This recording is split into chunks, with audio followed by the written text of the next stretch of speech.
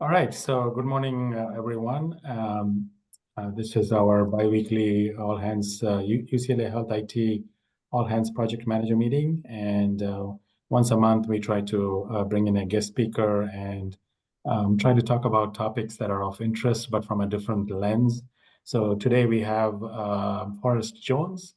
Some of you might already know him through his YouTube reviews of automobiles and also his TikTok, where he has combined in YouTube, he has over 2 million subscribers and has generated over 1 billion views across all his video content. He's very dynamic and an engaging digital content creator and a social media influencer, and is best known for his captivating automotive reviews and insightful commentary. We'll walk through three of his reviews and then talk a little bit more about it.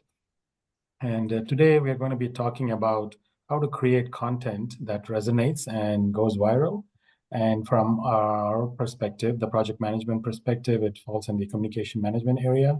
So as project managers, how do we create content, like, for example, a project charter or a project status report that resonates with our project sponsors and other stakeholders? So we'll be looking at from that perspective, and Forrest will talk to us about how he goes about creating this type of content and why he has so many viewers and views.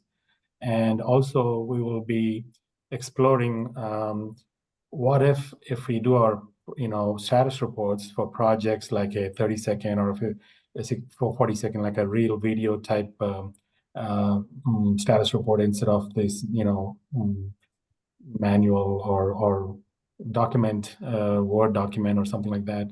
So we will be talking a little bit about that and would like to get your input on that kind of a status report.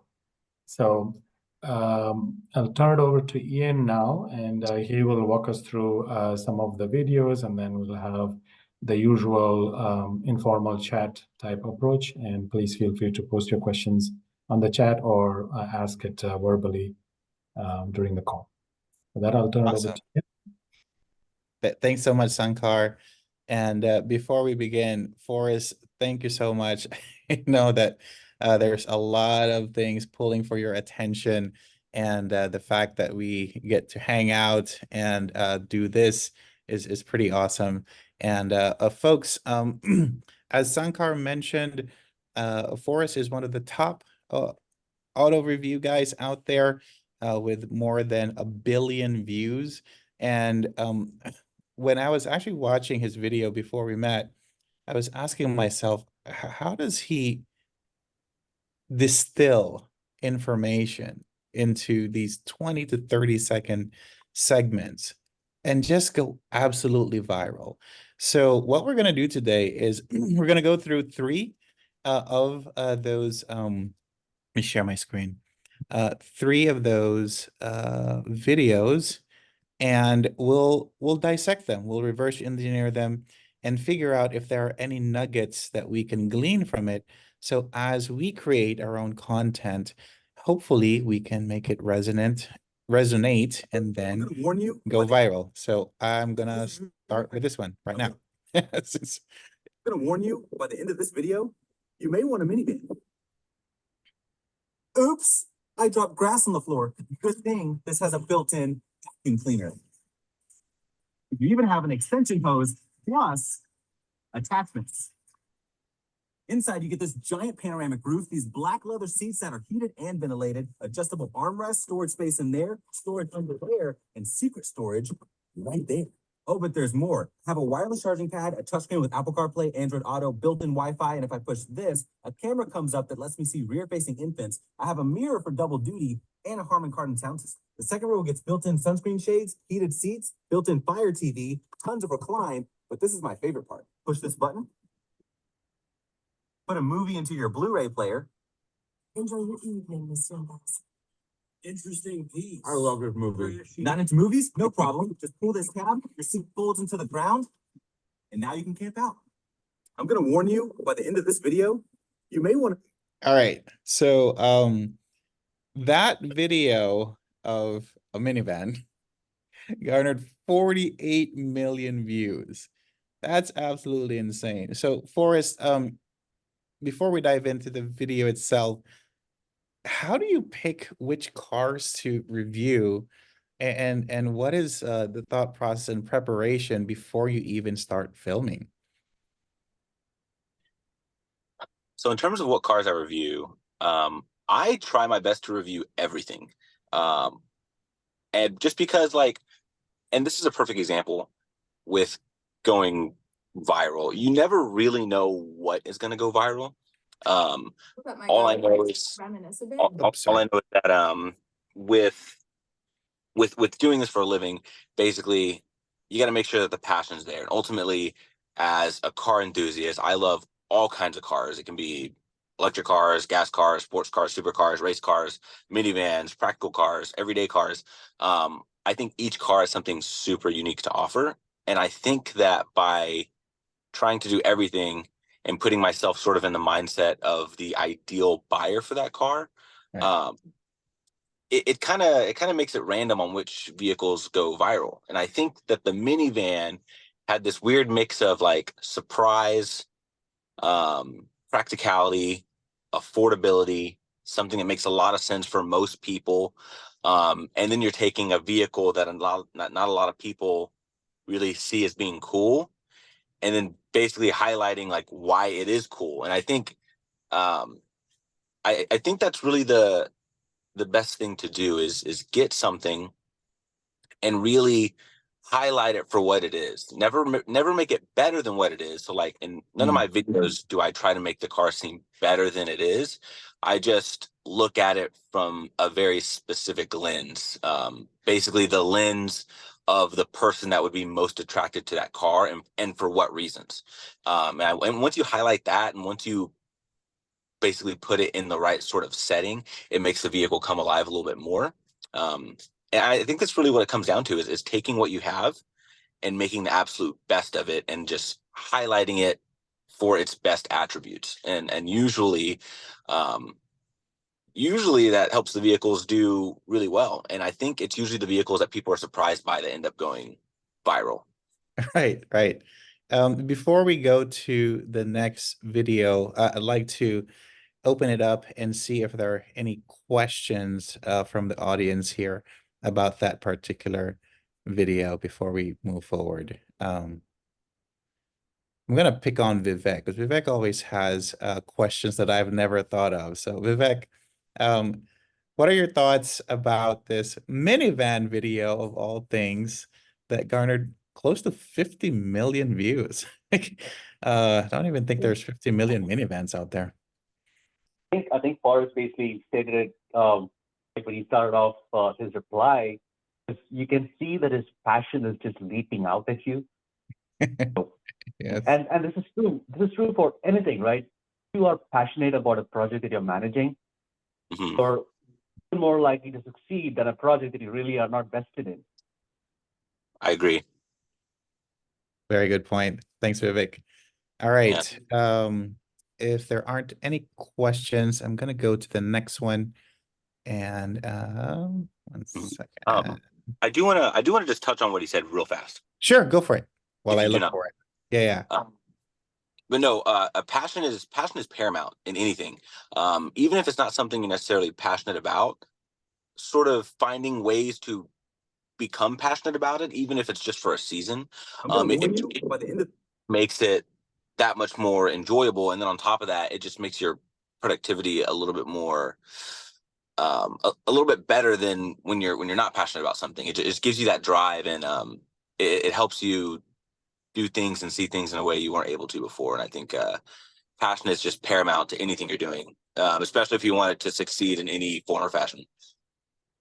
And Forrest, I think it's worth noting that you mentioned before that the actual manufacturers don't pay you to do the videos, right? So you're not forced to read a script or present it in a different light outside of just your experiences. Is that correct? That is correct. So when I first oh, go ahead. finish your thought, yeah. Oh, no, No, Yeah, that was so it. so when I saw the video, so one thing that I noticed is that Forrest, you don't mention like horsepower and all these technical details and things like that. You started off with the vacuum cleaner, and I was sold right away. The very first thing you showed was the vacuum thing, and I was like, wow. And then I kept watching the video. So get to the thing that you know attracts the people the most. Like so for project status report or whatever, just go straight to the thing that the stakeholder or the sponsor wants to hear, right? Instead of Yep. going on the technical, lot of jargon, Right. just go straight. So that's what I found interesting. Awesome. Thanks, Sankar. And for And everyone, oh, go ahead, Forrest, please. no, sorry, it's funny. The funny part is that in my mind, you know, it's always interesting hearing people's perspectives, because I remember when I put the video together, my hook wasn't necessarily the vacuum cleaner. My hook was the sort of like challenge at the beginning, was the I'm gonna warn you, because you know how people are with warnings. It's like people sort of like to break the rules a little bit, and it's like, I'm gonna warn you, by the end of this video, you may want a minivan. And so my thought process was getting people to be like, there's no way, like I'm not gonna want a minivan by the end of this, and then going straight into what I think the best feature of that vehicle is. And so that was sort of my way of like hooking people at the beginning, and I'm glad it worked. It doesn't always work, so like I pretty much have those ideas with every video, but not everyone plays out this like that one did. Absolutely. All right, so now let's go to the next one. Let me see if I can navigate this correctly. So from a day-to-day minivan, let's go to something that's on the other end of the spectrum. And this is the Maybach. And this one actually got 33 million views. Let's take a Close the moonroof. To close the moonroof, I just slide my finger. You have pillows in the headrest, quilted leather seats that are heated, ventilated, and massaging, wood, ambient lighting. You have a visor for the sun, a visor for the haters, and your speakers do this. I forgot I said that. The doors on the Maybach actually open up automatically, and then to shut the door, all I have to do is get in and push this button above my head, and that'll shut the door. Or I can do this. So in the back, I have a ton of space, but watch what happens when I push this button. If I push this, that's where my champagne glasses would go, but right now they're in the champagne cooler, getting nice and cold. Now I can use my champagne glass holder. I have heated and cooled cup holders, and if I push this button, I can use this tablet to control everything in the car. You're actually gonna have a built-in table that you can eat on top of. I have a wireless charging pad right down there. I have a screen that comes with its own Mercedes branded headphones, and to open the moonroof, I just do this. To close the moonroof, I Nice. just slide my finger. You have pillows in the headrest. So cool. So now let's talk about this one. This is on the other end of the spectrum. So many cool features. So what was different in preparing for this car? So with the Maybach, right? Different audience. Obviously I have followers, so like I have people that watch a lot of my stuff no matter what, but I gotta automatically assume 50% of the views are coming from non-followers. So with the minivan, I'm highlighting practicality and things that make it easier for like a family, or things that make the most sense if you have kids. With the Maybach, I want to highlight the luxurious features, the sort of over the top, lavish, bougie features, if you will. And I think that was the difference in preparation, is I had to really dive into the car, figure out all the details about it, and then figure out what are all the features that make this car seem so over the top and extravagant, and then basically bombard them with all of those features. Got it. So I'm trying to think about this Sun car from a project management perspective. And one of the hardest things that we do is get people roped in, and you know, to either read to the end of your project status report, or what we're hoping we can do is get the team to send, as Sankar mentioned earlier, a 30-second clip about the project status, and then Forrest will actually review it and provide feedback if we can come back in 2 weeks or a month or so. But to that point, how would you create your project status differently to be able to kind of highlight the key things? Or here's a different question. Should we have the same project status, but formatted differently for different stakeholders, i.e., maybe for the project sponsor, to Vivek's point, maybe we move things up that are more relevant to them, right? Would love to hear your thoughts on that. Yeah. I think it all comes down to knowing your audience and knowing your product. Oh my gosh, wait, I've got a good example. I just so happen to have this with me. I'm using this to hold up my phone, so let me try and figure something else out to hold up my phone. I'm just gonna have to hold my phone for just a second. Sure. Can you, I'm gonna try to change it to where I can sort of see myself. I don't really know how to do that. How do I? Well, if I talk, can you see this? Yeah. Okay, so this is my sponsor. This isn't a sponsored thing, but this is my sponsor, G Fuel, and they're an energy drink. Okay.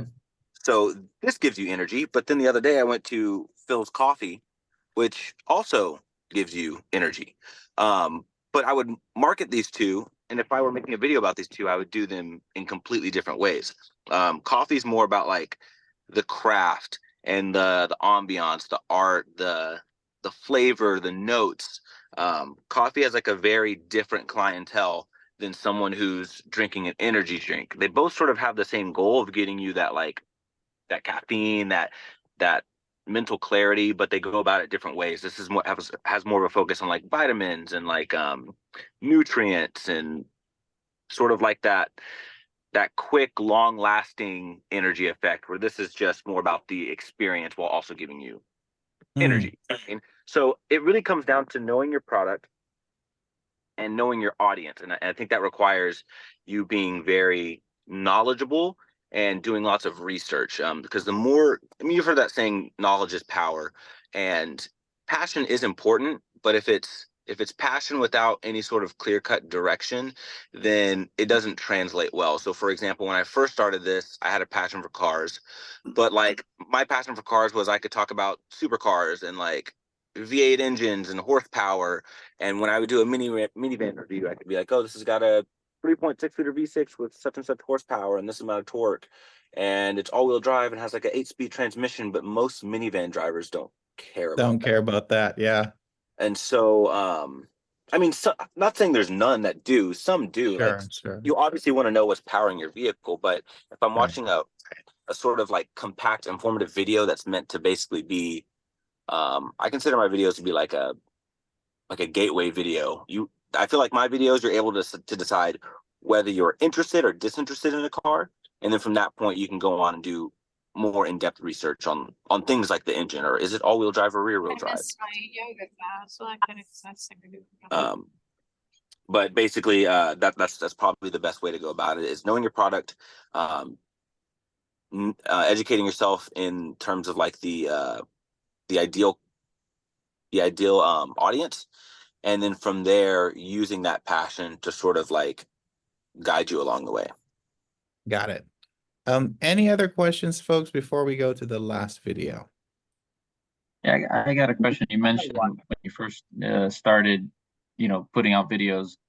I guess I would like to understand how you went about honing that strategy. Did you start off thinking you were going to be a car reviewer, or was this something that you kind of like when you're doing product, like you're creating a new product, you're kind of trying to match with your customer. As you said, you have to like know your customer. So were you just trying different things and you hit on cars, or was cars the initial thing and you were just going in that direction? That's a great Yes, question, so, Ernesto. Yeah, that is a really good question. Cars was my thing. I wanted to do cars. I wanted to do something with cars, make videos on cars. At first, I was not in front of the camera. It was just like me behind the camera filming the cars. The car was the star of the show. But then people were slowly like, we want to see who this person is. So then I slowly got in front of the camera. And then really it's a mix of fine tuning and discernment. And the reason I say that is because, you know, let's say if you have a product, it's easy to let people tear your product down. It's easy to let people say that your product's a fail. Um, what you need to do, music just started playing in this Tesla. And I think what you need to do is be able to know when it's constructive criticism, like when the criticism is valid, and then being able to decipher when someone is just trying to sort of like tear your product down. So like being confident in what you know is good about your product, and then having that sort of flexibility and that understanding to know that there's areas that need to be fixed or areas need to be addressed. And I think as I sort of allowed myself to do that with the channel, it was able to sort of mold it into what it is now. But I think the biggest thing was not being scared of failure. So whenever COVID hit, my YouTube channel, which is what I was doing mainly, it like plummeted because YouTube is a search engine, and so you have to type in like Tesla Model 3 to have videos of Tesla Model 3 come up. Right. Whereas TikTok is not a search engine. TikTok, I can just be scrolling and I can see whatever kind of video. So it's a real different type of consumer. And whenever YouTube was going downhill because no one was thinking about buying a new car, no one knew what was going to happen with the economy. The search for new cars was down. Like I think my numbers were down like 250%. It was awful. And so I was very discouraged with that. Then I went to TikTok to sort of like take my mind off of things, and then I saw that there wasn't a lot of people on TikTok doing automotive stuff. I tried a few times, the videos didn't really work out. Deleted the app for a month, re-downloaded it when COVID got really bad, and then I was like, all right, I'm gonna try again. And then once I tried again, I had one video do like 1 million views, which was already matching what my best video on YouTube had ever done. Put out another video a few days later. That one did a little bit worse, but it's still like 500,000 views. And then the next video after that did like 3 million views. And I think that's what solidified, like, okay, there's definitely something here. And then that same style, I kind of just kept that up and honed it and made it better. But I think the other thing with what I was doing is I wanted to make sure that I was happy with the style I was going for, because I wanted it to be something that was true to me, because then I can sustain it for longer. There's lots of people that fall into the trap of like creating content, or let's say creating a product based off of like other people's wants and needs versus something that you truly like and something you truly believe in. And then it's easier to get burnt out, and it's easier to start to want to do something else after a few years. Like I've been doing this for 8 years already, and I still love it just as much as I did the first day. So, but yeah, it's really all about just having that discernment, fine tuning, constructive criticism, sort of like taking things as they come, but also not being afraid of failure, because failure can open up great doors. And ultimately, you know, like I have a 1-year-old son, and if he was scared of failing, he would never get back up every time he fell down. You know what I mean? And he falls down like 50 times a day. But to him, because he falls down so much, he's so used to getting back up. So I think when we get into positions where we're not failing, we get more scared of failing. So the more you allow yourself to like not be scared of that failure and to sort of take failures as they come, because they will come. It's just about always getting back up. Because with that time I did get back up, it meant I got to be in the position where I am today because I tried TikTok again, you know? Right. Mike, you look like you have a question. I do. I just have so I'm thinking about the idea of a recorded status report for projects, which I love the idea of, but we do in fact have different audiences. So what you would record for your sponsor would probably be very different than what you'd want to record for your project team members who are executing it. So I was just wondering, in what you've done, have you reviewed a car for different audiences? So a Tesla, as an example, might have two very different audiences.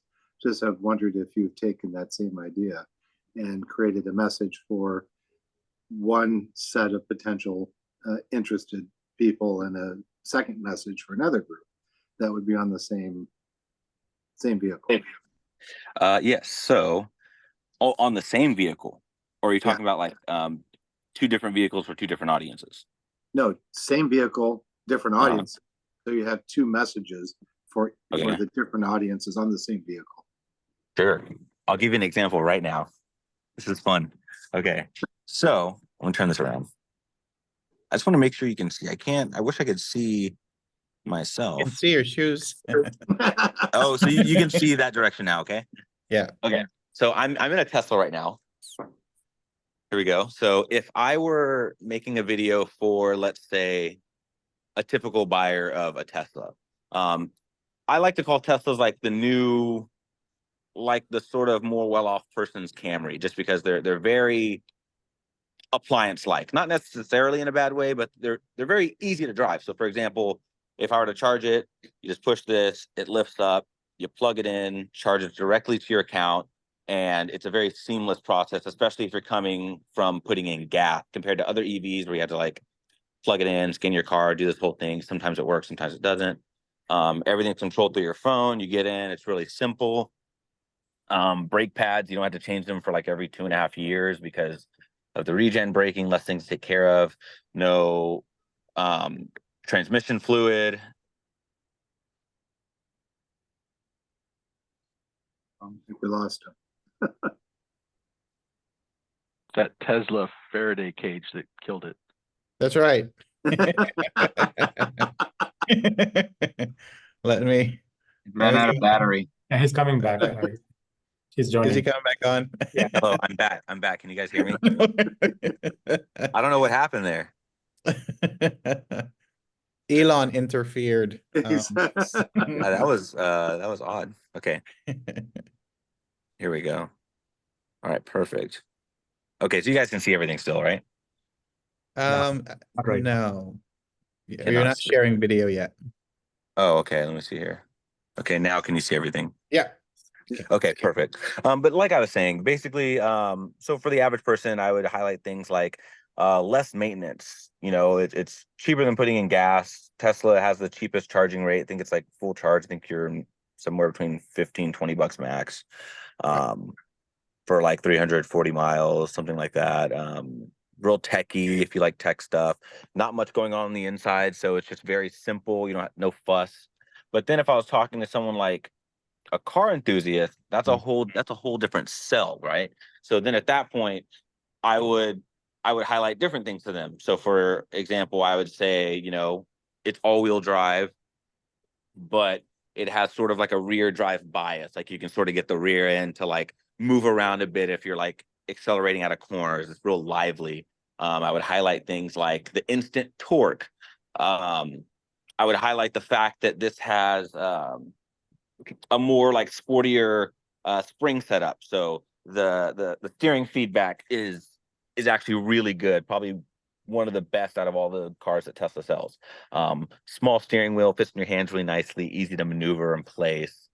I would, you know, even highlight things like this has an awesome sound system for people who like cars. Usually, you know, we like our sound systems because it's not like you have an engine sound in here, so you need kind of something else to sort of compensate for that. I would highlight the fact that, like, you know, this has pretty good bolsters for a car like this. So it kind of holds you in place when you are having some more spirited driving. And you would just sort of highlight different aspects of it, depending on your audience, because you have to make it appealing to, like you said, one audience who's into the more dynamic side of vehicles, and then the other audience who's simply into the fact that I need the most practical A to B. I don't want it to cost me much. I want it to sort of like fade into the background as I do my daily things. And those are completely different audiences. Thank you. Appreciate it. So I have a really crazy question, and I hope I'm not derailing this entire thing, but You I are, can David. picture- You are. I know. So I usually thank you do. so much for your question. I'm kidding. I can picture a lot of people, and I have no idea what percentage, but would watch a video simply because you are who you are, and you have a technique that's entertaining and enjoyable to watch, but I would have no intention at all in buying an iBox or something like that. So I would be curious that, you know, people watch the videos for you rather than the product. Do you experience that, or can you kind of give numbers on that? Or Yeah, you guys can hear me, correct? Yeah. Okay. yes, I do have that a lot. I've got a lot of people that will comment on my videos and say, I just come here for Forrest and his personality. He could film anything and I'll watch it. And obviously I appreciate those people, and those are people kind of like me, that they just appreciate the car industry as a whole. They like seeing things coming out, and it's sort of like making a car decision without making a car decision, like without acting on the car decision. So let's say if I'm, watching all these car videos and I see this one car that stands out to me, and then I'm like, one day I'm going to get that car. And let's say in a year or two, I have the means to get that vehicle. And then let's say I remember a year and a half ago or 2 years ago seeing this car and I loved it. And then now I'm in a position where I'm buying it. So those transactions are really hard to track, just because it happens so much further down the line. I've dealt with this with with my sponsor G Fuel, for example. Like they know that there's going to be situations where I mention G Fuel. They're not always going to use my link or go online and buy it, but let's say next time they're in a store and then this store has G Fuel next to the Red Bulls, and they decide, you know what, I'm going to try this because I've seen it so many times in his videos. Now, and let's say it took them about 15 videos for it to finally sink into their head, and then now they're like, oh, all right, I'm gonna try this now. Like, I've heard enough about it. He's mentioned it a lot. I see it here in front of me. Its price is comparable with this other, let's say Red Bull or Monster. I'm gonna give it a shot. So, but no, I do have people that watch just for me, and I think that's I think that's a good thing for me. Whether or not it's a good thing for the company, that's always debatable. It's hard to really track whether that's a positive or a con. Because I film so many different brands that it's a gamble as to which brands would end up benefiting from it. Well, it's Whenever good they for do you. decide to make their next car purchase. Yeah, it's good for you either way. I was just talking that, if I'm on YouTube, I'm going to search a specific product, where if I'm on Twitter, I'm going to watch you. Oh, I'm so sorry. I see what you're saying. Right. So it's like if you're looking for a video on something, and let's say there's 5 different people that made a video on it, like choosing my video over other videos. Is that what you're saying? Well, I mean, no one wants to watch the diagnostic. They want to be entertained. If they want to watch the diagnostic, if they're going to buy the product, but you're entertaining where you're showing a vehicle and you're saying, hey, look at all these nice features, and I'm like, okay, well, I'm never going to be able to afford that, but it's cool to watch you and explain them, and that's really a nice thing to watch. But on the other hand, let's say I'm looking for a minivan, I'm going to search for that minivan, and I'm going to look at those features, watch the video for the knowledge versus the entertainment. For sure. I see where you're going here. So the best way I can explain how my videos would be beneficial in that aspect would be, let's say you are looking for a minivan, and let's say you're browsing TikTok or Instagram or something just more casual. And then let's say my video of that minivan popped up. And let's say you've considered all other minivans like a Honda Odyssey. Let's say you've considered a Toyota Sienna. And let's say you've just never thought of Chrysler, because let's be honest, if you're between Toyota and Honda, not many people are going to veer and say maybe Chrysler too, just because it's not really the same. That's also not the same buyer. But let's say all those features got you interested in it, and then you're like, oh, that's actually really cool, and it has features that none of the other competition offer. Then at that point, they would probably go in, do a little bit more research on the car, and find out that the Pacifica is probably the most reliable Chrysler that they sell. And I think it's the longest selling vehicle. I mean, the name changed. It used to be the Town and Country, but the Town and Country was like one of the most reliable vehicles that Chrysler sold, just because it's been the same V6. It's been refined and tuned over the years. And then once they do the research and figure that out, then they could end up going with the Chrysler over the competition. So it's really weird how, I always consider my videos like the gateway videos. It is entertainment and they are informational, but it's really just, I think my videos do a good job of helping someone decide whether or not they want to give a certain vehicle their time or their interest. And then they would probably go elsewhere and do more in-depth research. Got it. And that's why you're an influencer. There you go. Thank you. Yeah, the first influence onto whether or not someone wants something. Yeah, a lot of the times, this market research companies use brand awareness. Even if you don't purchase it, they would like people to know about their brands. So I think what you're doing also helps their brand awareness numbers go up. Oh yeah, like it's so funny. I mean, I'm not going to relate it to my video, but I know a few months after I did my video, there's a real popular. I think he's on YouTube, TikTok, Instagram. It's this guy, and he does this podcast, but he has his daughter on there. He usually wears like a beanie. He's got curly hair, and he has his daughter. Her name's like Sailor, and so he ended up buying a Chrysler Pacifica, but then he like modded it. He blacked it all out. He lowered it, put these like really cool wheels on it. It was just funny, and everyone's like, I've never seen a Pacifica that looks cool like that, and it's just funny seeing the different ways that people can raise brand awareness. I have something that you mentioned, Forrest, that I thought was very interesting in one of our coffee sessions, which was you started out creating long videos, 20 minutes, 30-minute videos. And because of your ADHD, you focused more on shorter videos because you're able to put in your attention and all that passion in that short burst. I found it very interesting because a lot of times people see conditions like ADHD as a limiting factor, but in your case, you actually turned it into a superpower. I would love to, if you don't mind talking a little bit about that, because I think a lot of folks might see it differently. And that actually, I was driving away thinking about that statement, like, I should probably lean into my ADHD versus trying to manage or control it. Mm-hmm. Yeah. So when I was young, uh, diagnosed with the ADHD, went on medication, but I didn't like the way the medication made me feel. It was like I could focus more. I was very just dialed in all the time, but all my friends would always know when I took it because I was like a zombie. My personality was gone, and it was just it was hard finding that balance. So I think ultimately I asked my mom if I could, or asked my family if I could get off of medication, and but they had told me it's like, okay, but you're fully responsible for your actions. And I was like, okay. And it was hard to really get a hold on it. It's not like I have a perfect hold on it. For example, anyone watching has probably already noticed that sometimes when I'm talking, I can sort of like veer off topic, and then I have to like force myself to sort of like reel it back in.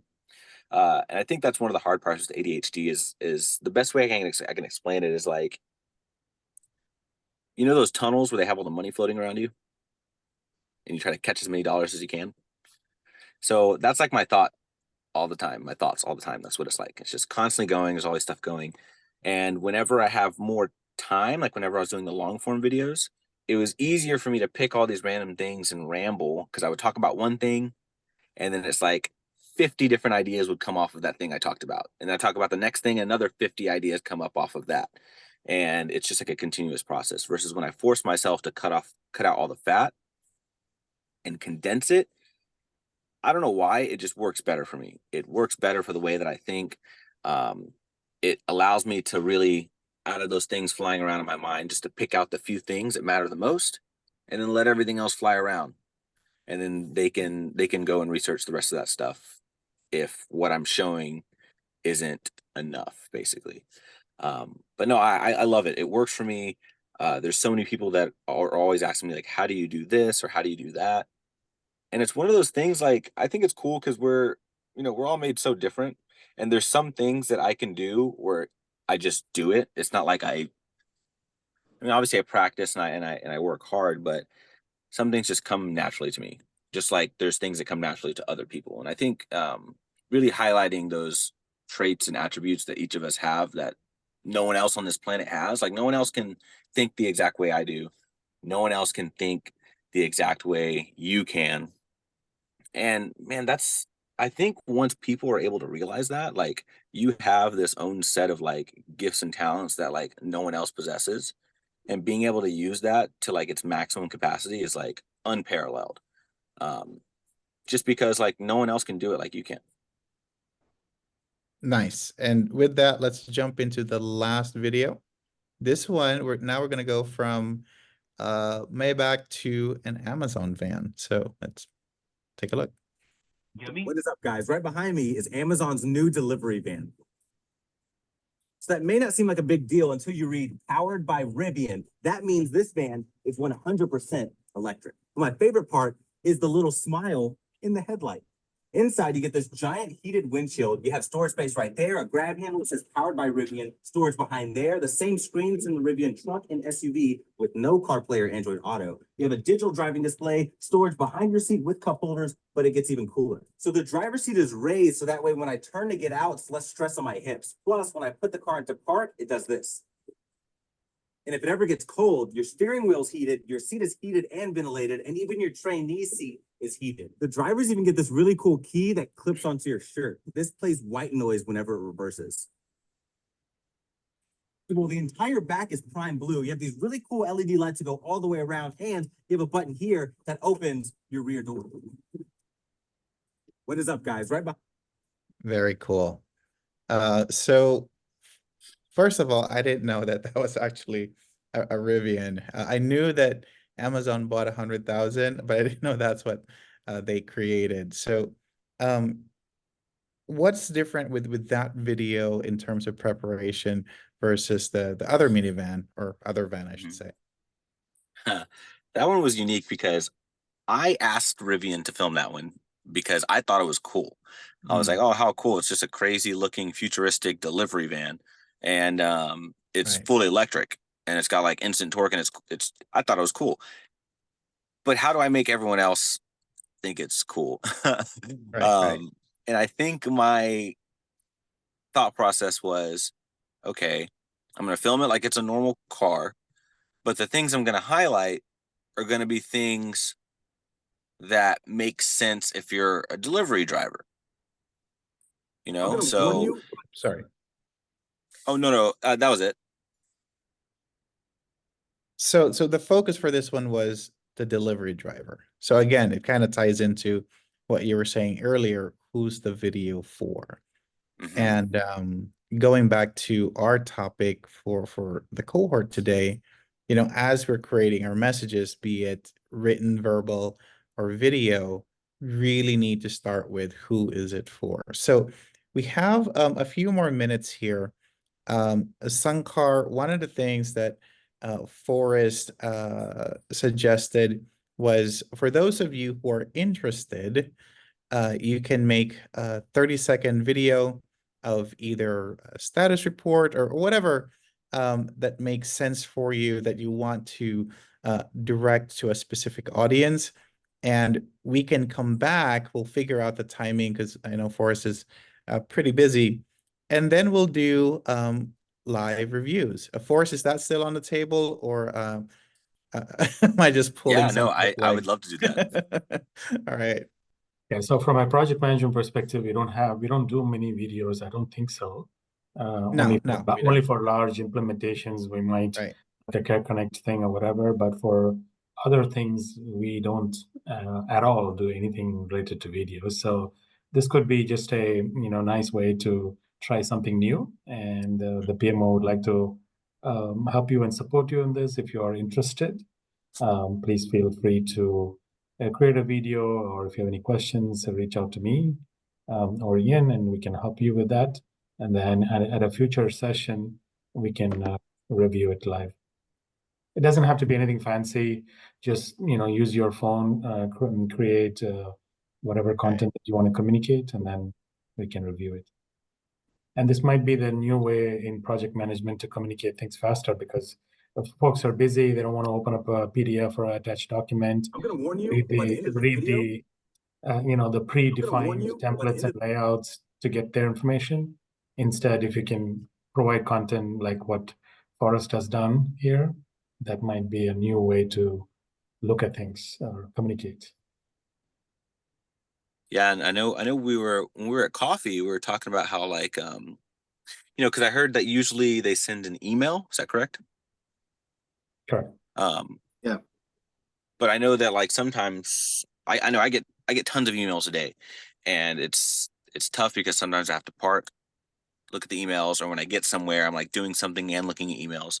So having an email where I can just listen to it or just watch a video real quick, I think it's great. And I didn't know if you guys wanted to do only video or if you think we should do like a mix of video and then maybe like an audio. I don't know. Just trying to throw out some other options in case not everyone was comfortable with the video. Yeah, I think audio is also an option if, yeah, you don't necessarily have to be video because some folks may not be comfortable, but we can do the audio also as an option. Mm-hmm. Mike, you had a question? It's not a question. I'm really tickled about this as a possibility, just thinking about the future of project management, how to make it more approachable. And with all the things that we do all day long, the concept of getting your status report in a quick 20-second or 30-second video or recording just seems very interesting to me. It may not be the art today, but I wouldn't be surprised if we don't move towards that in the years to come and make it more common. Imagine a sponsor getting a update based on the ability to deliver the project that meets their quantitative and qualitative goals of that project and where it actually is by spoken word as opposed to written documentation. It's quick, it's easy, it's to the point, makes a lot of sense. I think the concept is not only intriguing but worth playing with just to see what it might actually look like and how it might be received.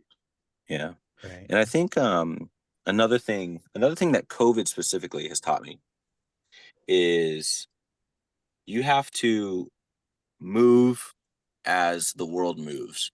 And I think now that we were so used to having people, because emails made a lot of sense whenever we had people always inside at a desk at the computer, like hours and hours a day. And we don't really have that anymore. We have a lot of people working from home. We have a lot of people out and about working on the go, basically. I'm in a car right now. I'm not sure where everyone else is at, but you could be at a coffee shop. And I think that idea of being more mobile kind of lends itself to needing a new way of communicating where it's not as cumbersome as having to stop, open an email, type it out to reply, and obviously not as super casual as like a text or like a phone call, but maybe something in between. I think figuring that out would be pretty cool. So Awesome. we have our first volunteer, Christopher Garrick. He Yay! says it sounds Go, fun. Christopher. So we will take you up on that offer. And if there are any other folks who would like to do the same, please reach out to me. And we have 1 more minute for any last questions for Forrest. Anyone? Anything else? All right. If there are no other questions, thank you, Forrest, for your time. It was a very interesting what you do and looking at our stuff from that lens. So thank you very much, and thanks Ian for moderating, and thanks for all the questions from the audience. Awesome. Thanks, Thank you, everyone. guys. Have a good Forrest. night. Thanks, Forrest. Thank you. Yeah. Thank you. Thank you guys so much for having me. Bye-bye.